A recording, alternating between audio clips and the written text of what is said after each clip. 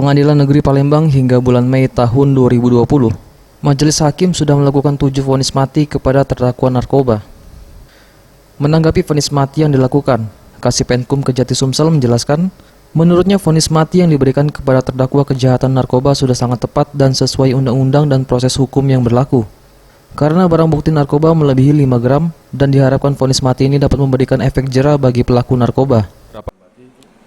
Menerapkan dengan hukuman mati itu tentu harapan kita bahwa memutus mata rantai, minimalisir peredaran narkotika, karena terlalu banyak sekali korban akibat peredaran narkotika ini. Sedangkan menurut pengamat hukum, vonis mati yang diberikan terlalu berat bagi pelaku narkoba, di mana seharusnya hukuman yang diberikan ialah maksimal seumur hidup, karena narkoba merupakan barang yang memabukkan. Dan rencananya dalam waktu dekat akan melakukan peninjauan ke Mahkamah Agung terkait vonis mati terhadap pelaku narkoba. Sebenarnya ya, kalau kita lihat dari hukum yang paling tinggi di dunia adalah hukum agama.